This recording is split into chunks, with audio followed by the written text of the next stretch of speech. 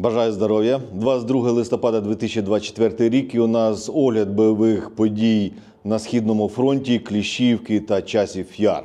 Поїхали.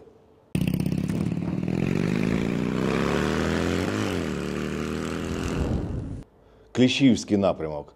За тиждень ворог на Кліщівському напрямку не просунувся.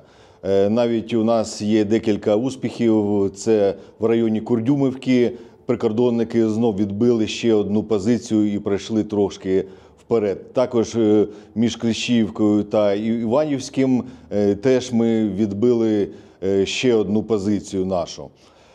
Ворог там не просувається так швидко, тому що дуже щільно працюють наші дрони камікадзе та скиди. Дуже багато влучань у нас кожен день, ми розбиваємо їх бліндажі. От буквально сьогодні було 3 виліти було на один бліндаж. Перший виліт, другий, на третій він загорівся. Від тіля вискочило 2 орки, і потім наші пілоти другий садин добили їх скидами. Дуже багато влучань. До речі, такі самі найкращі влучання, які не можна викладати у YouTube, я викладаю у телеграм-каналі. То підпишіться на телеграм-канал Motolife.ua, посилання є в описі під відео. Далі розглянемо напрямок Часів Яр. Підемо з півночі. Там у нас Орехово-Василівка, там просування ворога за тиждень не було. Григорівка, там є просування невелике у ворога, але сама Григорівка під нашим контролем. Ворог обходить саму Григорівку з південної сторони і питається її взяти у коло. Часів Яр. Тут ворог підтягує свої сили до огнеопорного Часів'ярського заводу, і там ідуть бої. То у нього невеличке просування саме по центру Часового Яру у бік цього заводу. Завод повністю під нашим контролем.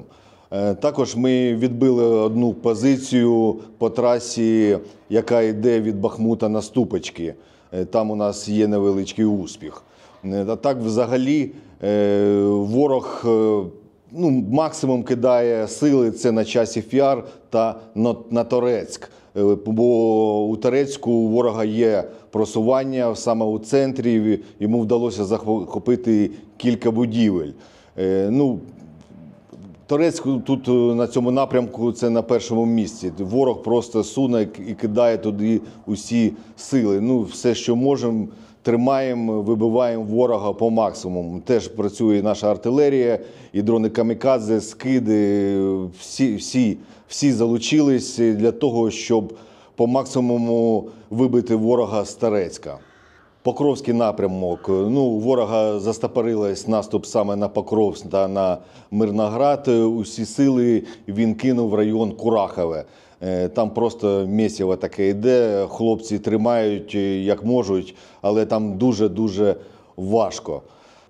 Я буквально сьогодні проїхався до Павлограда і якраз подивився, як будуються нові укріпрайони. То хочу сказати, що саме на кордоні Дніпропетровської області та Донецької області, то там риють і будують такі дуже міцні оборонні споруди, і армовані з металу, і бетон, і навіть труби бачив пластикові для того, щоб відводити воду з траншей.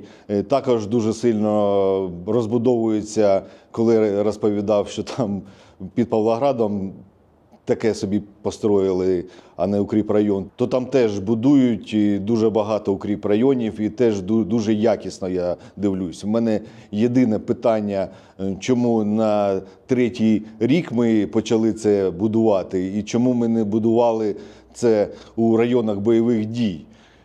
Бо там реально зараз, якщо навіть захочемо, то ми такі споруди не зробимо, бо ворог це побачить і буде бомбити і бомберами, і ланцетами, і всім чим завгодно. То я вважаю, що все повинно робитись вчасно. А так ми Це запізно все це робити.